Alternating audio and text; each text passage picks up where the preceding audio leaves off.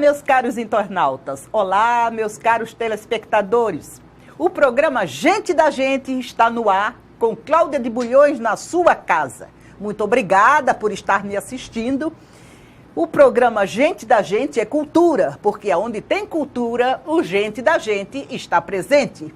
E hoje nós estamos assim com uma pessoa que escreveu um livro que me foi orientado por Fátima. Fátima Pereira me mandou eu ler este livro. E não é que o livro é uma maravilha. Este livro é escrito por um senhor, né, de Porto Calvo, que realmente depois, daqui a pouco, nós vamos conversar sobre este livro. Mas hoje, neste momento, vamos aproveitar para conversar sobre Porto Calvo. Já que ele está aqui, ele tem que saber tudo sobre Porto Calvo. É um prazer recebê-lo aqui, meu caro Severino. Da mesma forma, Cláudia. Me sinto maravilhado de estar aqui com você, fazendo parte deste programa. Severino Ramos Barbosa, ele é escritor e é professor de língua portuguesa. Mas nós vamos continuar conversando sobre Porto Calvo.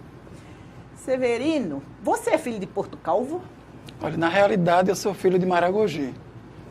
Vim para Porto Calvo com 10 anos de idade e me considero hoje porto-calvense, pelo tempo que já habito na cidade.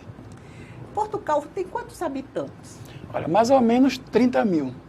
30 mil habitantes? 30 mil. Uma coisa que eu quero assim reclamar com vocês de Porto Calvo é que eu fui pesquisar sobre Porto Calvo porque eu pesquiso para estudar o que vou falar com o meu entrevistado. Tinha pouca coisa sobre Porto Calvo. Eu vou reclamar. Porto Calvo tem secretário de Cultura? Tem. Então eu vou reclamar. Como é o nome dele? Olha, hoje a atual é Maria Terezinha, professora Maria Terezinha. Professora Maria Terezinha, vamos colocar mais coisa no Google sobre Porto Calvo. Meu amigo Severino, aí eu pergunto, antes de começar com Porto Calvo, quem é você? Lá dentro de você, como você, porque eu vejo uma pessoa tão simples, você, mas eu quero que você diga. Realmente eu sou muito simples, muito. É a simplicidade, é a humildade que faz com que o homem se torne útil. Uhum. Ora, eu venho de uma família humilde, sou testemunha de que a vida não é fácil, passei assim por várias dificuldades e hoje muitas pessoas acham que eu estou assim no auge, devido ao livro, devido ao trabalho hoje. No caso, sou professor, estou lotado na 10ª Gerência Regional de Educação lá em Porto Calvo, sou técnico pedagógico, e as pessoas verem isso. Só que eu me sinto lá dentro, no meu interior, aquela mesma pessoa simples, aquela mesma pessoa de pé no chão, entendeu? Uhum. É interessante você falar, porque você, como a gente diz, é um homem estudado. Aqui no Nordeste nós falamos, quando a pessoa faz curso superior, né, diz que o homem é estudado, que a pessoa é estudada. E você tem uma cultura muito vasta. Aí eu pergunto, quem criou Porto Calvo? Porque todo mundo só fala em Calabar, né? Porto Calvo, ele tem como origem, como fundador, Cristóvão Lins. O português Cristóvão Lins. Isso. E daí Porto Calvo começa a se desenvolver na época das invasões, na época, eu digo até assim, das perseguições, na época em que a coroa era quem mandava no pedaço, e Porto Calvo vem se desenvolvendo dentro desta realidade, até se tornar vila, que Porto Calvo nunca pertenceu a nenhum município, ele nunca se emancipou, ele foi elevado à vila e hoje é uma grande cidade. Eu digo até assim, é a cidade polo da região norte. Interessante. Faz anos que eu não vou a Porto Calvo, mas eu sempre tive assim, uma admiração muito grande por Porto Calvo. E Porto Calvo iniciou com Cristóvão Lins, com os três engenhos. Três engenhos, né? Você está lembrado do nome porque eu trouxe aqui. Escurial. Isso, Maranhão, né? E Buenos Aires. Buenos Aires. Aí eu pergunto a você, meu amigo, você não tem nem tanta obrigação de saber, porque você não é historiógrafo, você é um professor de língua portuguesa, mas a sua cultura me permite que eu lhe pergunte. Hoje, aonde esses engenhos lá em Porto Calvo, ainda tem os locais? Existem. Não posso dizer assim, eu nunca fui, acompanho assim, através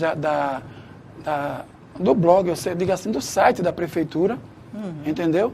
E agora, o gestor atual, ele tem assim um projeto muito bonito, juntamente com a secretária Maria Terezinha, a professora Terezinha, eles têm um projeto muito bonito para resgatar justamente esta memória de Porto Calvo, a questão dos engenhos de cana-de-açúcar e tantas outras coisas que outras gestões deixaram a desejar. Porque é interessante, se nós formos a Porto Calvo, numa visita histórica, não é, Terezinha, a senhora secretária, a gente mostrar onde foram os primeiros engenhos, que deve ter alguma coisa, nem que seja já tudo acabado, mas deve ter alguma coisa, é um ponto turístico. Tem. Não é? É um ponto turístico para a pessoa ir conhecer Porto Calvo. Isso. Agora, eu vi também que Porto Calvo é cheio de lenda. Por que chama Porto Calvo? Olha, Porto Calvo recebeu 4 nomes. Arraial do Bom Jesus, que se estendia do Cabo de Santo Agostinho até, acredito, até depois de Porto Calvo, Matriz de Camaragibe, por ali assim, mais ou menos. Depois, Porto Calvo passa a ser chamado Bom Sucesso, devido ao fluxo da cana-de-açúcar, dos engenhos de cana-de-açúcar, não é isso?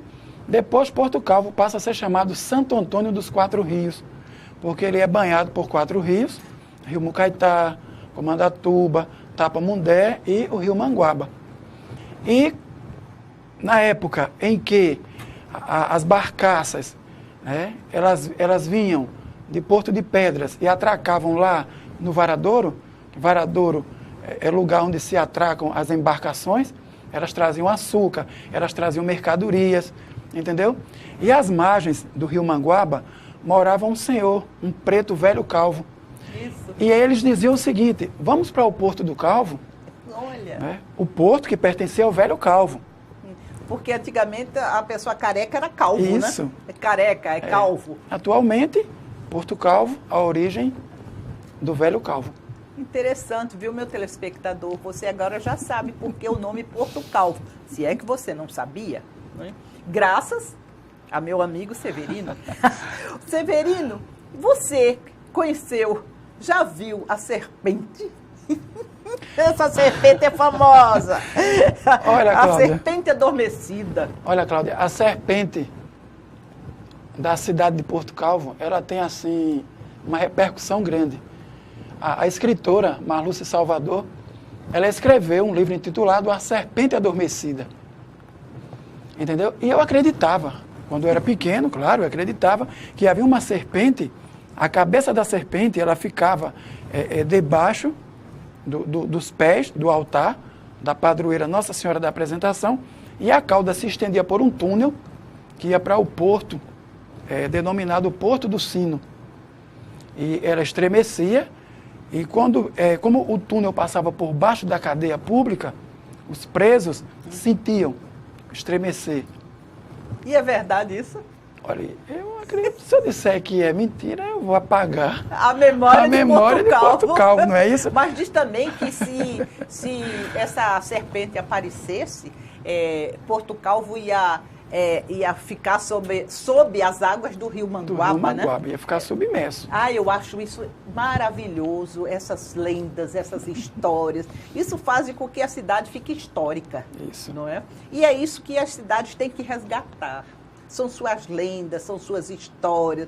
O porquê da igreja ter o nome de Nossa Senhora da Apresentação. Por quê? Você sabe? Sei. No caso, a igreja ela tem o nome Nossa Senhora da Apresentação devido à padroeira, né? Ou seja, Porto Calvo, ele se entregue à freguesia, né? De Nossa Senhora da Apresentação, como padroeira da cidade.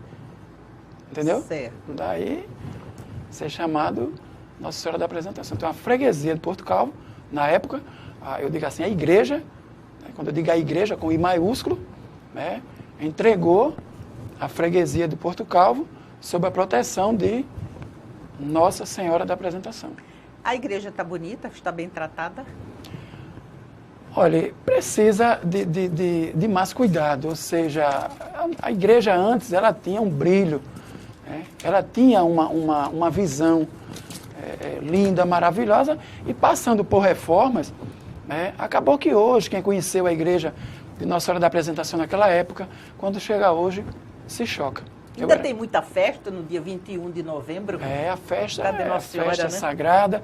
A gente tem, assim, no caso, começa dia 11 com a abertura e vai até o dia 21 de novembro. Um festão, né? Festão. Aí tem quermesse, aí tem festa de tudo. Já emenda com os festejos natalinos? Olha, como no caso termina no dia 21 de novembro, com poucos tempos, já se dá início aos festejos natalinos. Eu adoro resgatar essas histórias das cidades. Há pouco tempo nós conversamos sobre o Pilar, agora estamos conversando sobre Porto Calvo. Vamos resgatar a história dos nossos municípios, né? Agora, interessante, são as pessoas, os vultos importantes de Porto Calvo. Quem foram eles? Calabar, todo mundo conhece Calabar. Calabar, Guedes de Miranda, Zumbi, né? Zumbi. A história de Zumbi tem muita especulação e também tem controvérsias sobre Zumbi. Fala-se também que Clara Camarão é porto-calvense. Eu não posso provar, até porque eu não entro fundo na história. Certo. Não é isso? Mas também há especulação. Aí eu pergunto a você, e você pode até ficar numa calça curta. Por que Zumbi, sendo de Porto Calvo, foi fazer um quilombo em União dos Palmares? Olha, cada pergunta eu deixo o meu entrevistado, porque não é, meu caro telespectador. Se ele é de Porto Calvo, Zumbi nasceu em Porto Calvo, vivia em Porto Calvo, por que ele foi para lá, para longe do outro lugar, do outro lado, União dos Palmares? Olha, Cláudia, é o seguinte, segundo pesquisas, eu já fiz pesquisa, já li, Zumbi, com poucos dias de vida, ele foi preso, resgatado por uma missão militar, entendeu? Que em União. Ele foi pego em União, com poucos dias de vida, e foi entregue ao Padre Manuel, que era pároco da paróquia de Porto Calvo. Entendeu? Então, ele passou 15 anos sob a tutela do padre, e com 15 anos ele se rebelou e voltou. Sob a tutela, ele era escravo do padre? Ele era escravo, mas só que ele é todo delicado, para dizer assim. Ele era tido como sacristão, mas que na realidade era um escravo do padre. Escravo, né? Era um escravo do padre. E com 15 anos, ele se rebela e ele vai para o quilombo. Não, mas aí ele funda o quilombo lá, né? Ele funda o quilombo. Ele sai de... Mas ele morava em Porto Calvo, Sim, pela história? Ele, no caso, ele passou. Quando ele longe a beça, ele foi resgatado e passou os 15 primeiros anos da vida dele em Porto Calvo. Meu caro telespectador, meu caro internauta, vamos dar um intervalo para daqui a pouco nós voltarmos com a história de Calabar, em Porto Calvo.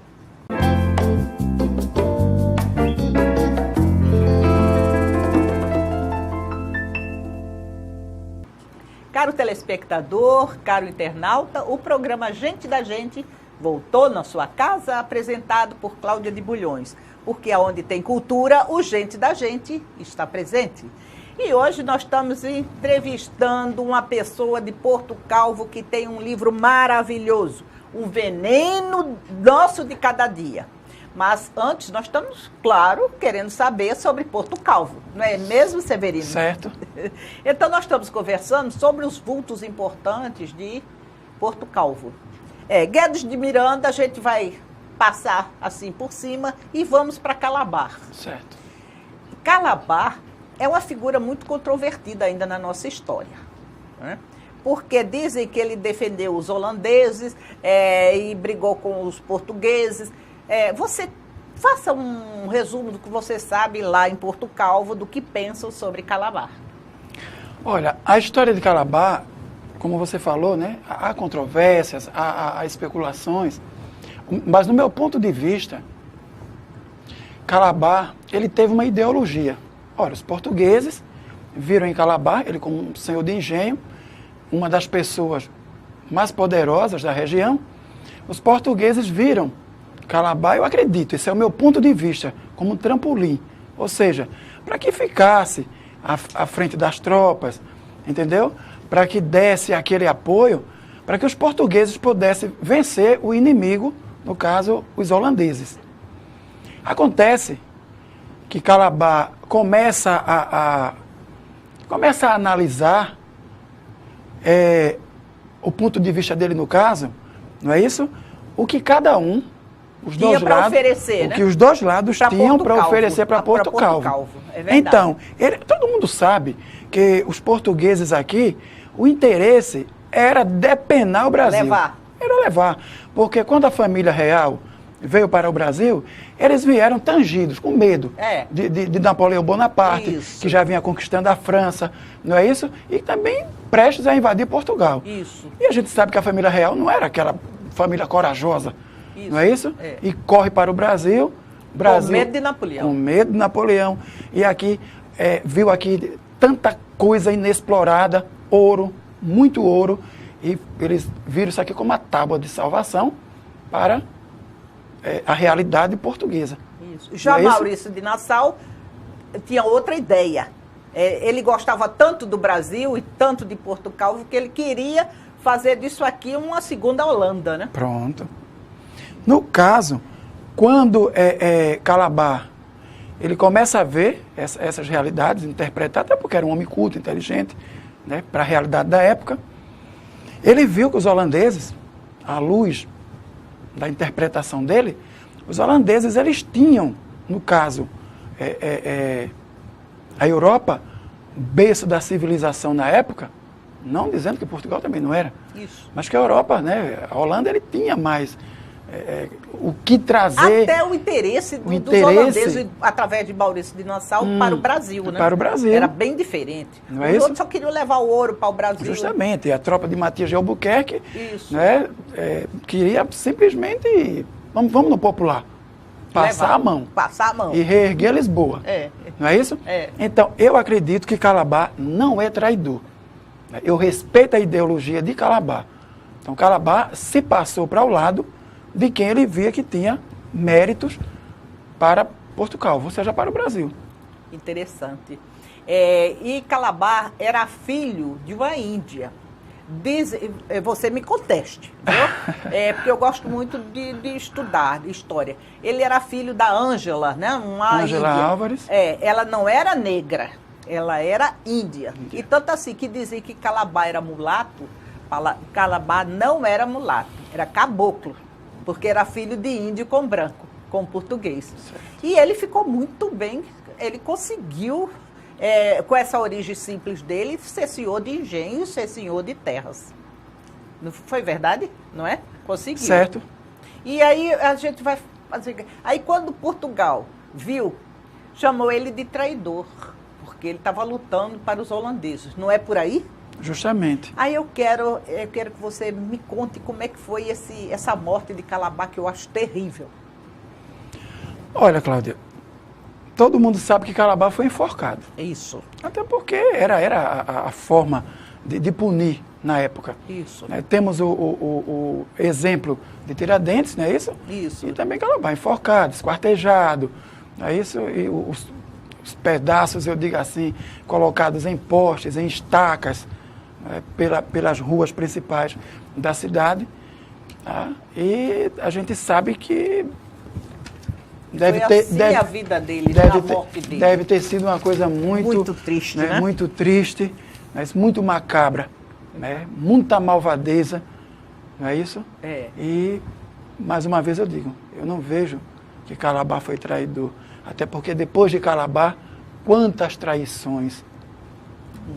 Interessante é que nenhum portucalvense acha que ele foi traidor, né? Não, todos acham que ele foi herói. E a história também do Brasil. Até porque também, quem leu o livro Calabar, o Herói Desconhecido, escrito pelo grande, eu digo grande, imortal, né? Hoje já falecido, Aldemário Lins, era fã número 1 de Calabar e também de Zumbi. Então, quem lê Calabar, o Herói Desconhecido, vai ver quem realmente foi Calabar. Então, por que ele se passou para o lado dos holandeses? E essa história de Calabar, em Porto Calvo, tem comemorações nesse dia ou demonstrações no dia que ele foi para o garrote, que ele foi morto, que ele foi... Tem essas histórias? Numa gestão anterior, não anterior à gestão atual, mas em outras gestões, a Câmara de Vereador, né, aprovou um projeto para que o dia 22 de julho ficasse consagrado, né, comemoração, no caso. Eu não quero nem comemorar, porque não se comemora a morte. Mas é uma maneira de mostrar, homenagear justamente o dia 22 como o marco à morte de Calabar. E é feriado municipal em Porto Calvo. E tem demonstração, tem teatro sobre isso? Tem, eles fazem, né? As escolas trabalham, entendeu?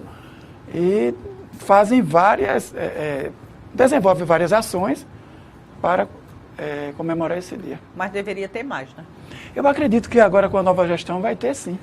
Você estava mostrando um projeto, né, da nova gestão, a nova gestão. Cultura. A nova gestão está trabalhando muito, inclusive houve uma reunião do IFAM, eu fiz parte, a secretária Maria Terezinha, secretária de Cultura, o prefeito, né, o gestor atual David Pedrosa, estão engajados no projeto para resgatar essa memória de Calabar, Guedes de Miranda, toda a história que Porto Calvo tem, né? Porto Calvo tem em seu bojo uma história muito bonita. Muito bonita. Muito. Até achar o túnel. O túnel que diz que existe do centro da lá até e quando se fala em túnel, é muito engraçado. Dizem que o túnel começa na sacristia da igreja, não é isso? Que, segundo especulações, um padre e um prefeito, que eu não posso dizer o nome, né, fecharam o local do túnel para que não houvesse assim, invasões de pessoas procurando tesouro, né, procurando tantas outras coisas, e a entrada do túnel foi fechada. Mas pessoas que viram, que sabem que existe, deram depoimento. Essa matéria foi divulgada no jornal Gazeta de Alagoas. Eu tenho o jornal em casa e eu acredito, porque Porto Calvo tem mistério. Até porque há uma história de que o túnel ele começa no Porto do Sino, eles entravam pelo porto, que dá a entrada do túnel, e caminhavam por dentro desse túnel e ia sair debaixo do altar de Nossa Senhora da Apresentação. Que era uma maneira que eles tinham de fugir ou de levar o ouro também, né? Se houvesse alguma coisa, aí eles iam fugir por ali. Isso. Porque sempre se pensava em fugir. Para que não fosse visto pelo inimigo. Exatamente. Então, esse túnel, e dizem que também a serpente mora dentro desse túnel. A serpente mora dentro do túnel, que no livro A Serpente Adormecida, da escritora Marlúcia Salvador, ela ressuscita, e ela não é a serpente perigosa, ela passa a ser uma serpente amiga dos jovens que se perdem dentro do túnel. É uma história linda também que a Marlúcia escreveu. Que coisa boa. Então, meu Deus, como o Porto Calvo tem história para ser resgatada? Muita. Muita história para ser resgatada. Terezinha, eu vou lhe visitar. A secretária de Cultura. Vamos resgatar Porto Calvo. E será bem recebida, porque é uma pessoa comprometida. Melhor dizer a você, na primeira semana de outubro já tem um projeto o projeto literário. Projeto de literatura, Semana de Literatura em Porto Calvo, onde eu tenho um livro que já tem projeto para ser lançado justamente nesse Festival de Literatura. Falando em livro, antes de entrar nesse livro aqui que você me deu, mas já entrando, olha o livro maravilhoso, vamos mostrar ao nosso telespectador. Coloque aqui, porque você me deu, né? A gente vai... O Veneno Nosso de Cada Dia. Esse livro, meu caro telespectador, não é nada sobre história de Porto Calvo. Mas eu pergunto uma coisa a você. Essa história, você tirou de personagens de Porto Calvo ou é fictícia? Claro que ele vai dizer que é fictícia. O livro, a história, o enredo é totalmente fictício, sim. Mas eu não vou dizer que ele não é mesclado de realidade e de fantasia. Quando a gente escreve, os escritores, eles são observadores. Não é isso? Uhum. Então, são recortes da realidade. E daí, a magia, a criatividade que o escritor tem de tornar uma realidade de forma que ela apareça aqui de forma maquiada, né, para que não venha apontar fulano nem beltrano. Mas quem lê a história é consciente de que o professor Severino, ele está contando uma história que eu não digo assim que seja real, mas que pode ser real. E tem um detalhe, aqui atrás, ele faz uma sinopse que é muito interessante, que ele diz assim: na igreja matriz de Nossa Senhora da Apresentação, em Porto Calvo, a igreja mais antiga do estado de Alagoas. Aí ele já começa a dar a igreja como a mais antiga de Alagoas, que ninguém sabe. Mas segundo a história, ela é a primeira. Ela é a mãe de todas as igrejas do estado. Porto Calvo. Isso. O padre Nilo Garrido celebra uma missa em ação de graça. Esse padre não existia. Não, é fictício. É fictício. Fictício. Uma missa em ação de graça encomendada pelo prefeito, que você não sabe quem é. Eu posso dizer o nome, mas também Não é uma pessoa verídica. Não, é fictício. E os vereadores eleitos naquele pleito, eles foram para numa missa em ação de graça, e depois, né, foram beber e comer. Aí foram para o coquetel, lá no centro comunitário. Uhum. Ofereceram a festa, a massa porto-calvense. Olha, após a missa, todos se dirigem ao centro comunitário Calabar, na Rua do Varadouro. Essa rua existe? A Rua do Varadouro é o marco zero de Porto Calvo, lá. Essa rua pelo menos existe. Justamente. E você disse que é. E eu moro nessa rua, e lá no final está o marco zero. Para participar de um coquetel oferecido pelos políticos empossados. Isso. Só que minutos depois, um vereador dos que estavam presentes, tanto na missa quanto na festa, é encontrado morto no chão da sacristia da igreja. Daí diante a história se torna eletrizante. Voltamos, meu caro telespectador, com o livro O Veneno Nosso de Cada Dia. Até daqui a pouco.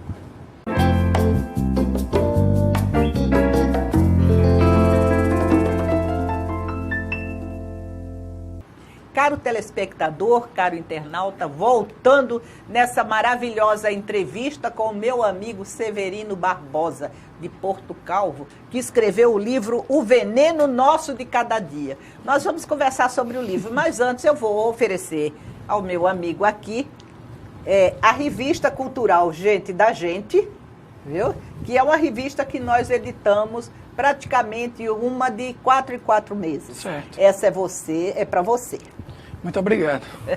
Voltemos para o livro. Esse livro, eu estou achando ele fantástico. Primeiro, eu achei a trama, assim, muito bem desenvolvida. Olha, meu olho, muito bem desenvolvida. Agora me diga, como que você começou a escrever esse livro? Olha, Cláudia, é o seguinte, eu trouxe um outro livro para a editora. Então eu tinha escrevido 403 páginas. Que não foi esse. Quando eu cheguei na editora, que a diretora olhou assim, sabe, você vai publicar um livro com 400 páginas, aí vai dar quase 800, você não é conhecido no mercado, ninguém vai querer ler. Então enxugue tudo isso aqui. Transforme isso aqui em 150 páginas e traga que a gente publica. E eu cheguei em casa, foi como se eu tivesse recebido um balde de água fria. Aí falei para minha esposa, ela disse, não desanime não. Se ela disse isso, porque ela tem experiência. Então, eu estava no meu local de trabalho, que eu trabalho próximo à igreja, eu trabalho na antiga Casa da Cultura, que hoje é onde funciona a sede da 10ª Gerência Regional de Educação. Então, ao lado esquerdo fica a Igreja Matriz de Nossa Senhora da Apresentação. Como foi mês de janeiro, e eu assim na porta, numa porta grande que tem, da sala que eu trabalho, comecei a olhar assim, eu falei, já pensou? Um prefeito eleito e 11 vereadores, numa missa em ação de graças ali, e de repente todos se dirigem para uma festa e depois aparece um vereador morto no chão da sacristia. Totalmente misterioso. E não tinha nada a ver com o outro livro? Não tinha nada a ver. Então, eu corri para o computador, escrevi apenas 5 linhas. Um argumento rápido, 5 linhas. Levei para casa, comecei a amadurecer a ideia, daí eu preparei o planejamento, preparei sinopse, preparei roteiro, escaletas, criei personagens e comecei brincando, e aqui está o resultado da brincadeira. E você fez algum curso para escrever livros? Nunca. Porque você deu todo assim um roteiro de um escritor. Sim. Né? Hoje eu já digo isso porque eu já tenho lido bastante. Mas li... na época você não sabia que era isso? Não. Somente não tinha esses nomes técnicos? Não, só a experiência mesmo, que eu já li bastante. Leio muito. Eu leio até bula de remédio. gosto de ler bastante. Certo. E quase todos os dias eu estou lendo. Eu leio um livro atrás do outro. Entendeu? Agora eu vou te contar, quando você escreveu esse livro, a Adriana não se separou de você, não? Ela não se separou de mim, não, mas ela reclamava. Adriana. Ela reclamava. Um abraço, Adriana. Ela reclamava, não é? Ela dizia, você está se dedicando tanto ao livro. Aí eu escrevia pela madrugada, era de noite, era qualquer hora, entendeu? Me levantava 2, 3 horas da manhã, sentava ao computador e dava asas à imaginação. Mas que coisa linda. Quem é o personagem mais importante aqui?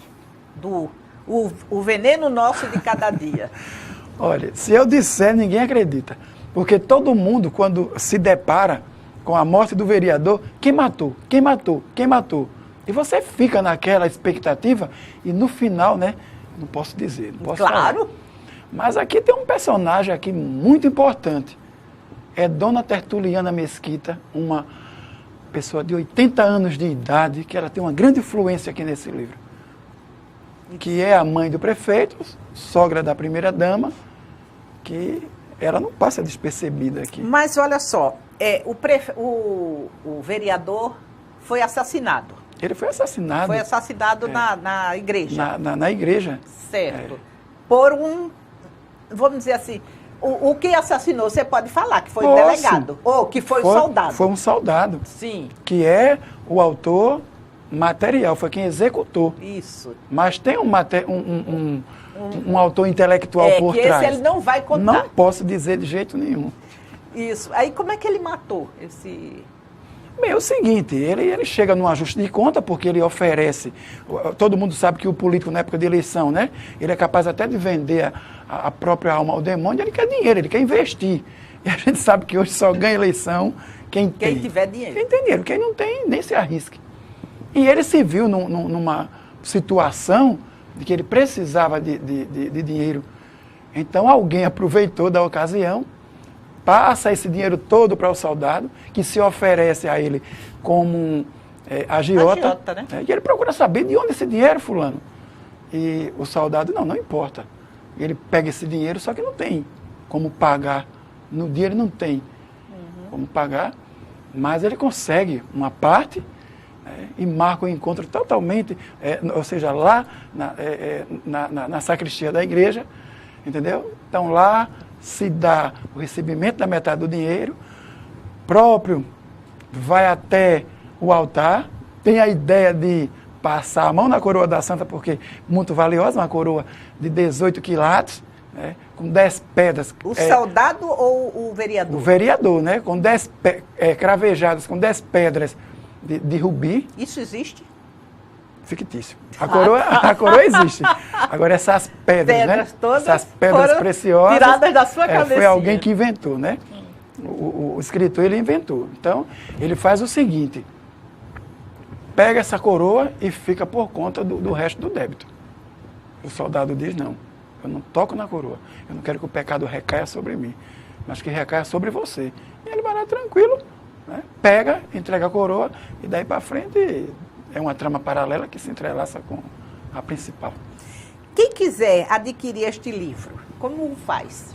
Bem, Cláudia, pode entrar em contato, né, comigo através do Facebook, meu Facebook. Né? Como é o seu nome no Eu Facebook? estou lá como Severino Barbosa. Estou lá deitado numa rede, de pernas para o ar, descansando um pouco, entendeu?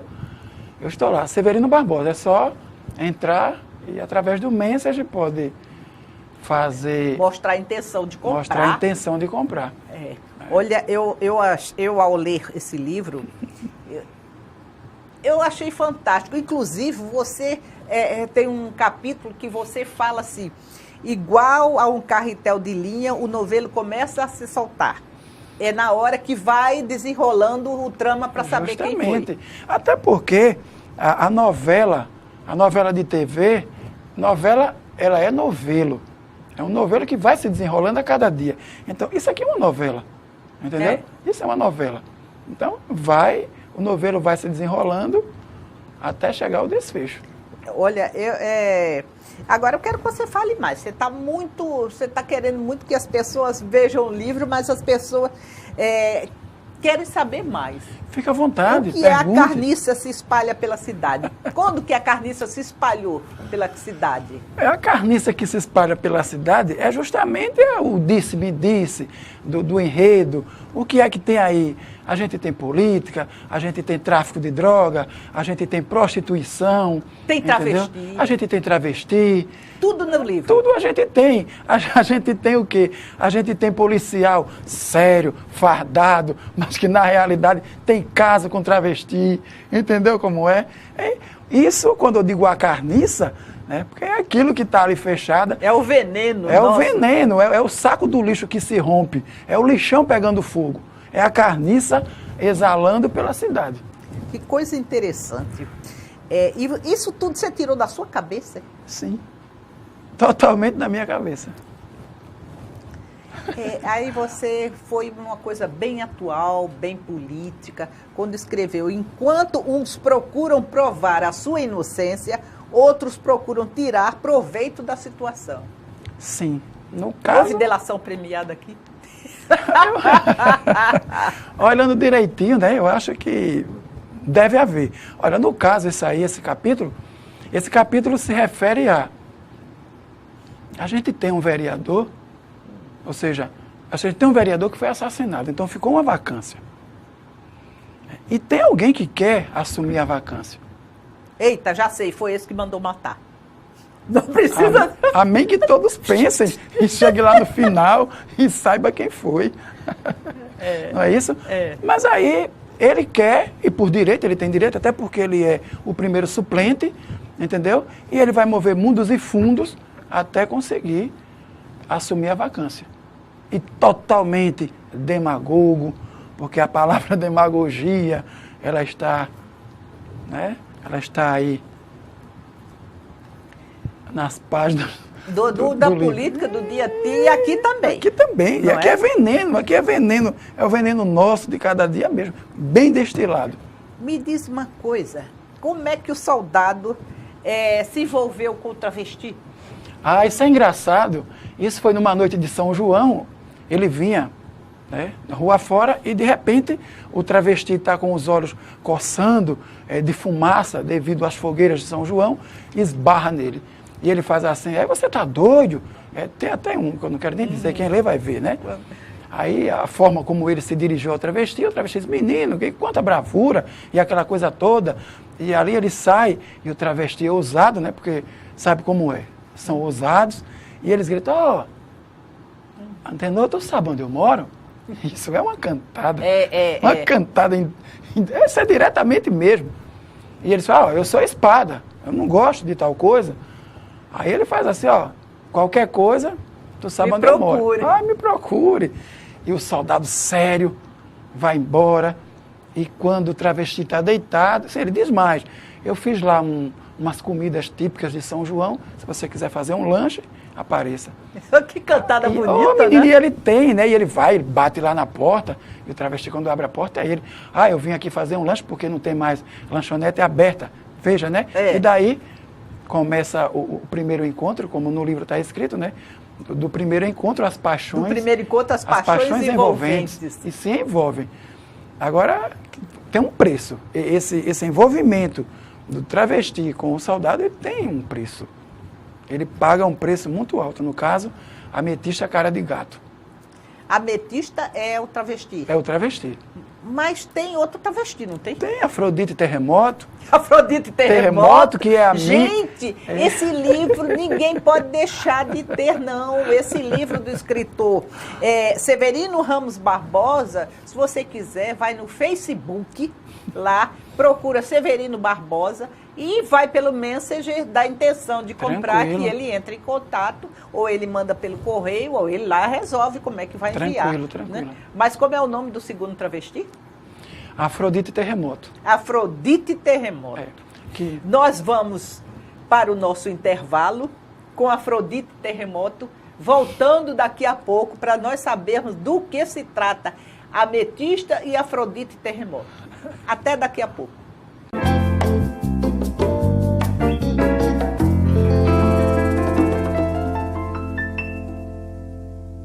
Caro telespectador, caro então internauta, voltamos com Afrodite e Ametista. Isso. Afrodite, cara de gato, não é? E Ametista Terremoto. E Afrodite Terremoto. E Afrodite Terremoto.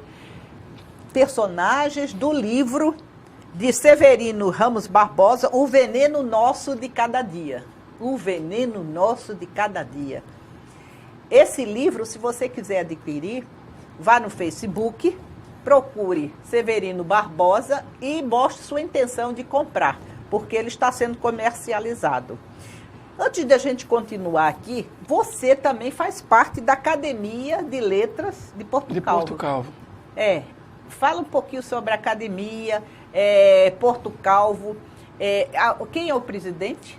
É Jefferson Palmeira. Jefferson Palmeira. Isso. E tem muitas pessoas intelectualizadas lá em Porto Calvo, não é? Isso. E fazem parte desta academia.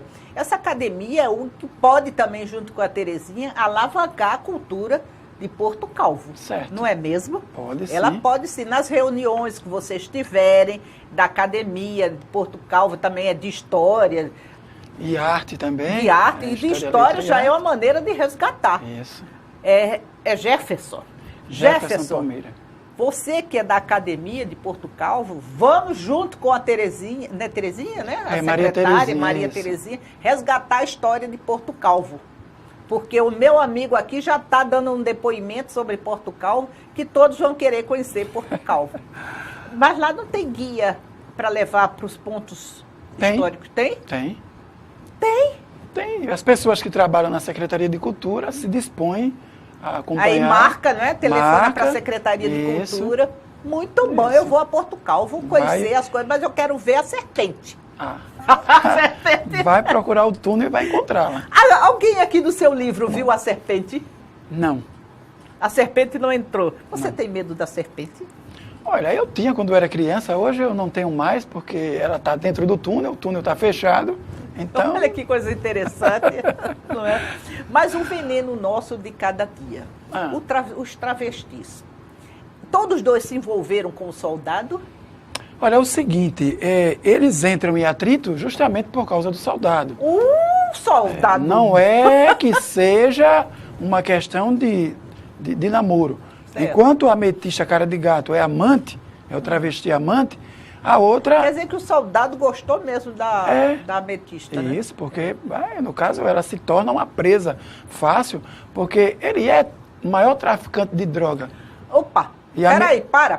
Quer dizer que o soldado é traficante de droga? Traficante de droga, e ele aproveitou, eu não digo assim, a inocência ou a ousadia de ametista cara de gato, para torná-la como escrava. Ela vai vender droga para sustentar o amor.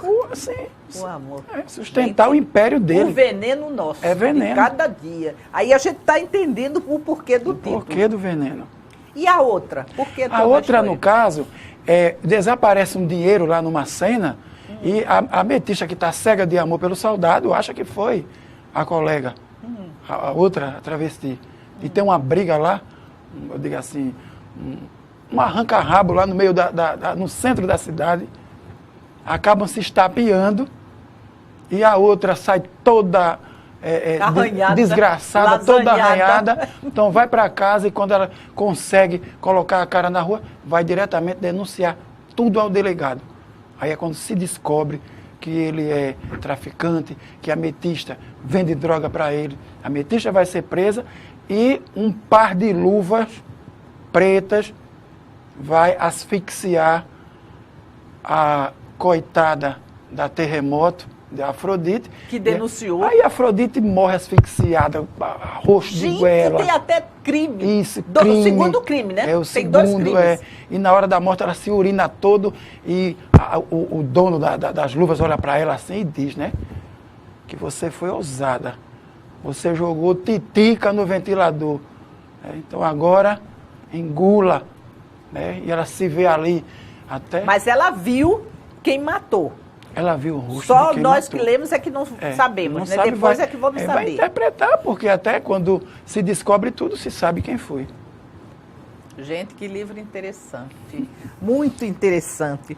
E as mulheres? A mulher do prefeito, tem mulher de todo mundo ali, né? Tem mulher do prefeito, a mãe do delegado, a mãe do prefeito. O delegado tem uma filha. O delegado é viúvo, é separado da esposa e tem um amante, não é? Marcelina Sensação, que escreve... Marcelina Sensação. Sensação. Gente, cada nome fantástico. Ela escreve um livro sobre Calabar. Ah, Marcelina Sensação escreve um livro sobre... Escreve um livro sobre Calabar que é publicado no final da história. E temos também a professora Sônia, que é bem sonsa, né? Que dá toda assistência à família, mas que a bomba no final é descoberta. Ela começa a perseguir o vereador que assumiu a vacância do que morreu. Aí você pergunta por que esse interesse dela perseguir. E no final o próprio vereador que assumiu a vacância descobre que ela é amante obscura do vereador morto. Gente, que coisa! Se a gente for fazer essa teia desse livro aqui, num tipo de linha, um carretel vai ficar difícil para desenrolar. Justamente. E você desenrolou com facilidade? Com facilidade, Porque, eu não olha, tive dificuldade. Tem a pessoa, o prefeito, a mulher do prefeito, a mãe do prefeito, o vereador, a amante do vereador, o delegado, não é? Tem o delegado, tem o travesti, tem vários travestis, tem o soldado, tem o traficante. Tem a filha do prefeito, tem o filho que assume a Secretaria de Saúde, que ele é médico, entendeu? E começa aí a questão da política, de família indicada, cargo de confiança. E tem disso também? Tem isso também. Armandinho Mesquita, ele é médico e ele assume a Secretaria de Saúde. Você tem certeza que isso é tudo fictício? Eu acredito que sim. Eu acredito que sim, é ótimo, é ótimo. Mas é muito bom. A gente já falou sobre o motivo que o vereador morreu, certo? Mas eu acho que tem alguma coisa mais por trás, não tem, não? Do vereador? Sim, porque ele morreu justamente porque ele foi oposição ao prefeito. Uma vez ele eleito, com a maioria dos votos, alguém achava que ele ia ser uma pedra no sapato do prefeito. E foi justamente essa pessoa próxima ao prefeito que tramou dizimá-lo. E o sacristão que encontrou o vereador, alguma vez ele foi suspeito? Ele foi suspeito, sim. Né? O padre foi ferrenho, a desconfiança em cima dele, o próprio delegado também, mas depois começou a ver que ele era simplesmente um... Encontrou. Isso. Mas sofreu também, mas sofreu bastante, sofreu até... São quantas páginas aqui? São 200 e... E quando você voltou com este livro? 289. Para editar? Porque o primeiro acharam muito grosso, e você muito tenso, e você ainda tem ele. Tenho. Tem, né? Agora você está para publicar outro. Eu tenho esse aqui, que já é o novo projeto. Ele já vai para a editora. Aqui. Ele já vai para a editora no próximo mês. Aqui. Severino Ramos Barbosa, A Última Ceia. A Última Ceia. Apesar que essa não vai ser a capa. Não é a capa, isso vai ser uma ilustração. Uma ilustração. É. Isso.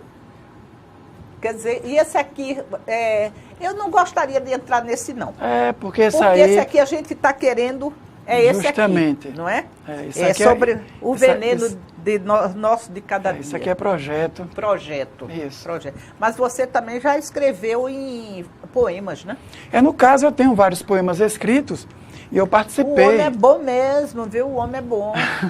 Eu participei de um concurso de poesias pela editora Escotesse do Rio de São Paulo. E os dois poemas... Os dois poemas... Esse aqui, os seus poemas, né? Você mostra aqui também comigo. Justamente. Esses poemas, né? Eu vou tirar daqui, para poder ficar mais visível. E os dois poemas, eles foram... Premiados e estão publicados na antologia. Página 181. Muito bom, porque eu ia procurar, 182. 181. 182. 181, 182. Veja o veneno. Nome. O veneno, ele é danado. Está sempre presente. Era isso que eu ia dizer. Veneno. Quero me contagiar com o veneno que ferve no sangue e contamina a alma. O veneno carnal, hormonal, sexual, mortal. Quero beber o veneno de nascença, o veneno que arde, quem me arrebenta. Você tem um mundo interior muito, como é que eu vou dizer assim? Muito pródigos em imagens. Não é verdade?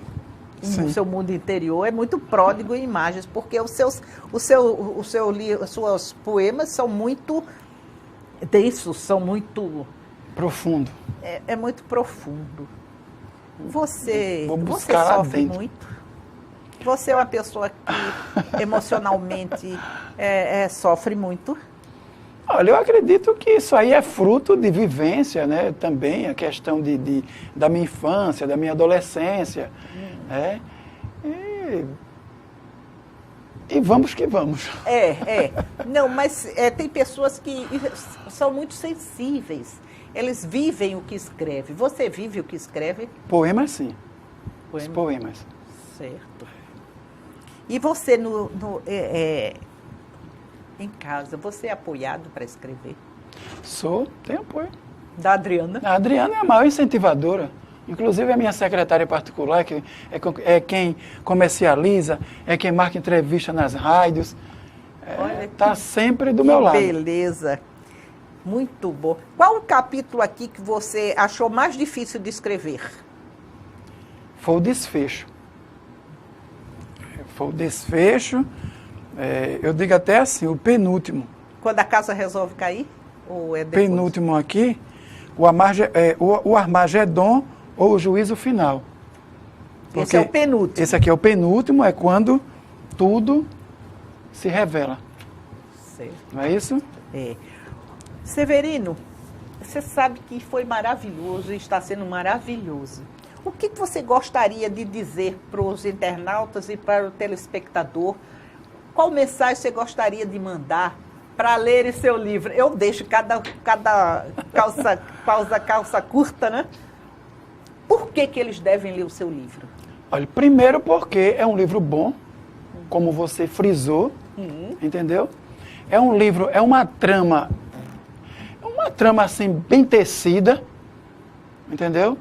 É o cotidiano, é o dia a dia, as temáticas, elas são totalmente contextualizadas, atualizadas, e eu acredito que vai prender a atenção do leitor.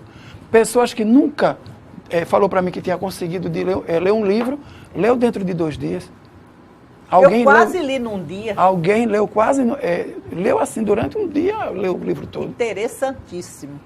E quem quiser adquirir esse livro, entre no Facebook e procure Severino Barbosa, que vai achar uma pessoa deitada numa rede, relaxando depois de escrever este belíssimo romance. Isso. Não é isso? Isso. Meu caro telespectador, meu caro internauta, o programa Gente da Gente, onde tem cultura, está presente. Hoje nós apresentamos este livro que eu gostaria que vocês lessem, O Veneno Nosso de Cada Dia. É um trama ou uma trama sobre uma cidade e que esta cidade não é Porto Calvo, mas é Porto Calvo. Justamente.